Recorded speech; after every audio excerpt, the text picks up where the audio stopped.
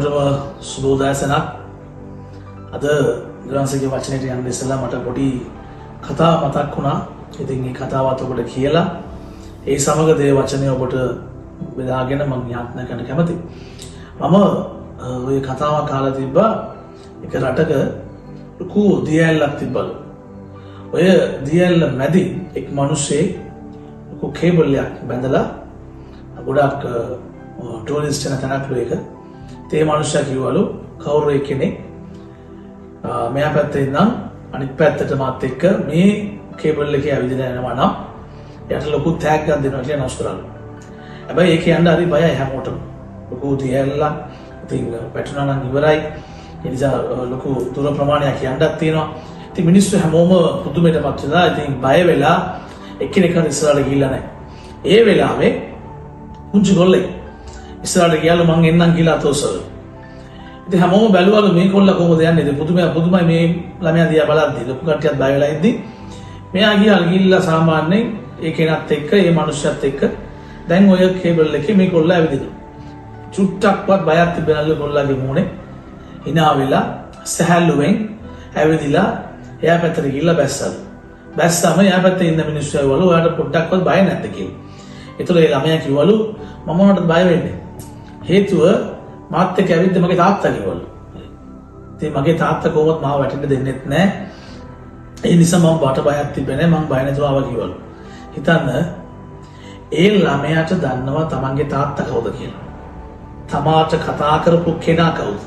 ඒ නිසා බය වුණෙත් නැහැ. hina වෙලා ඔය ගමන සහැල්ලුවෙන් ගියා. එයාටත් දන්නවා වැටුනොත් මැරෙනවා කියලා.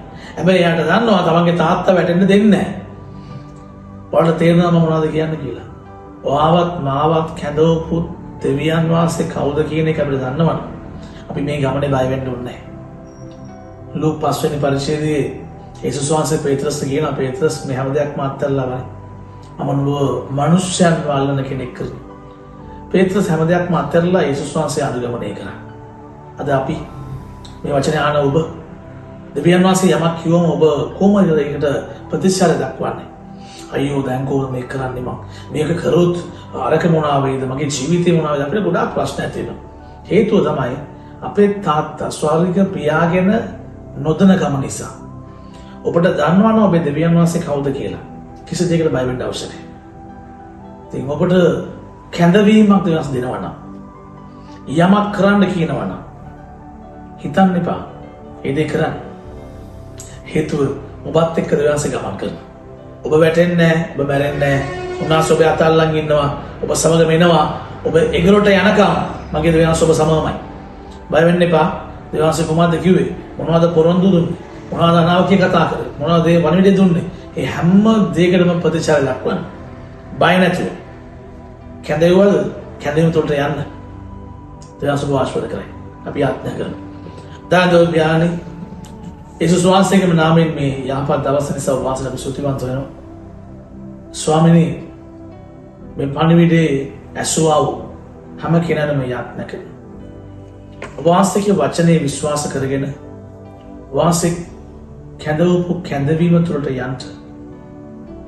ඔබ වහන්සේ පොරොන්දුවක් දුන්නා නම් ඒ පොරොන්දුව විශ්වාස කරමින් ගමන් කරන්න. අනාවැකිය දුන්නද ඒ අනාවැකිය විශ්වාස කරමින් ගමන් කරන්න මොන්ට ඔබ වහන්සේගේ ඒ ශක්තිය බලය ලබා දෙන්න. ආශිර්වාද ගන්න ස්වාමීනි. තමන්ගේ ඉලක්කය හරහා ගමන් කරන්න ඔබ වහන්සේ වුණ මඟ පෙන්වන නිසා ස්තුතියි. ආශිර්වාද කරන්න. යේසුස්ගේ නාමයෙන්. ආමෙන්. ආමෙන්. ආමෙන්.